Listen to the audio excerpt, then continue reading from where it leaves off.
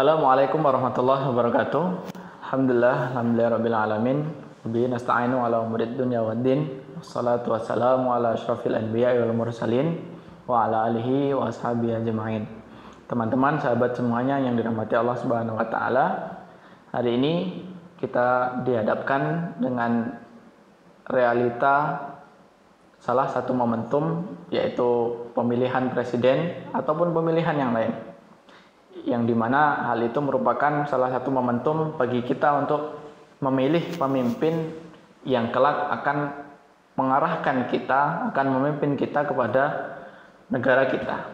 Tentu hal itu bukanlah hal yang sepele, bukan hal yang kecil, dan bukan hal yang mudah dalam memilih pemimpin. Tentu bagi kita sebagai pribadi muslim yang baik, perlu untuk kemudian memilah dan memilih mana pemimpin yang sekiranya baik dan ideal bagi kita. Dan itu pun tentang kepemimpinan juga sudah memiliki perhatian yang besar pada ulama-ulama kita terdahulu. Salah satunya adalah Imam Al-Mawardi, yang dalam kitabnya beliau menuliskan bahwa salah satu fungsi dan tujuan kepemimpinan dalam Islam adalah hirasatuddin, adalah menjaga agama, wasiyasatudd dunya, dan juga mensiasati dunia atau mengatur dunia ini dengan baik, mengolah dunia ini dengan baik. Yang tentu kesemuanya itu merupakan satu fungsi yang besar, yang mungkin dalam Al-Quran juga kita telah disinggung akan fungsi khalifah, fungsi manusia sebagai khalifah di muka bumi. Nah, atas urgensi besar itu teman-teman, mari kemudian kita memilih pemimpin itu dengan baik, bijak, dan benar, yang tentunya dengan sesuatu hal yang dasar-dasar yang perlu untuk kemudian kita perhatikan. Setidaknya ada 5 hal yang perlu kita perhatikan ketika kita akan memilih seorang pemimpin, entah itu dalam skala kecil maupun skala besar, secara skala nasional maupun skala regional. Yang pertama adalah kita melihat dari kapasitas yang dimilikinya. Sudahkah kemudian yang memiliki kapasitas untuk mampu sebagai menjadi seorang pemimpin ataukah belum? Entah itu dalam hal keilmuan, entah dalam hal intelektual, ataupun hal yang lain yang mampu untuk kemudian menunjang dia sebagai seorang pemimpin. Itu yang pertama. Kemudian yang kedua adalah rekam jejak atau kemudian histori kepemimpinan yang sudah ia lakukan. Apakah dia dulu pernah memimpin sebuah daerah misalnya, atau dia sudah memimpin sebuah perusahaan, atau memimpin apapun itu. Maka itu yang menjadi salah satu tolak ukur, apakah kemudian dia mampu untuk memimpin atau tidak. Karena itu menjadi bukti teman-teman. Karena bukti itu yang kemudian mampu membawakan dia sebagai seorang pemimpin.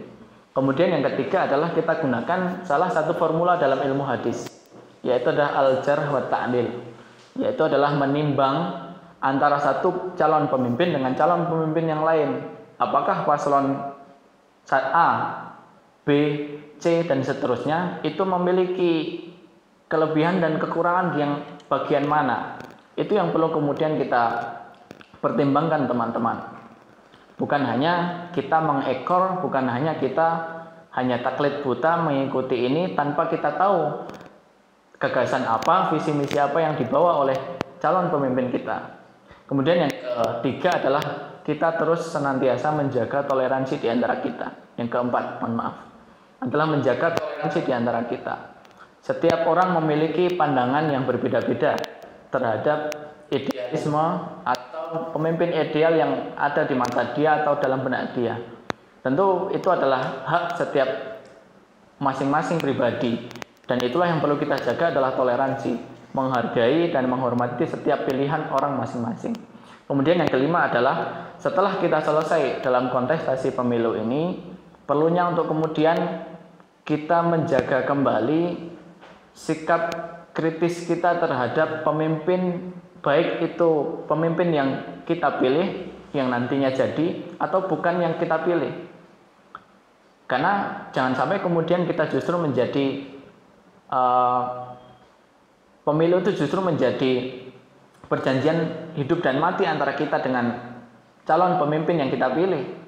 Karena hal itu akan kemudian memberikan dampak yang buruk terhadap diri kita. Tentu yang kita hadirkan adalah sikap kritis kepada pemimpin yang entah itu pilihan kita atau bukan, tapi sikap kritis itu akan senantiasa hadir untuknya. Entah itu kita dengan menagih janji-janji yang sudah dia paparkan ketika masa pemilu, ataupun hal-hal lain yang mungkin sudah dia sampaikan ketika masa-masa pemilu itu. Itu yang perlu kita gali, itu yang perlu kita kritisi teman-teman. Sehingga ketika pemimpin yang kita pilih itu dikritisi, kita bukan justru membelanya mati-matian, akan tapi kita memiliki sisi proporsional yang baik terhadap hal itu. Mungkin itu 5 hal yang perlu kita perhatikan dalam kita menyongsong pemilu 2024. Bagaimana kemudian kita menghadirkan pemimpin yang baik di tengah-tengah kita, entah itu secara skala nasional, yaitu presiden, ataupun secara regional, gubernur misalnya, atau mungkin bupati atau calon-calon legislatif kita. Sehingga anak-anak muda, janganlah kemudian kita minder, janganlah kemudian kita memiliki mental yang kecil untuk tidak melek terhadap politik di negara kita. Mungkin itu yang dapat saya sampaikan. Terima kasih. Assalamualaikum warahmatullahi wabarakatuh.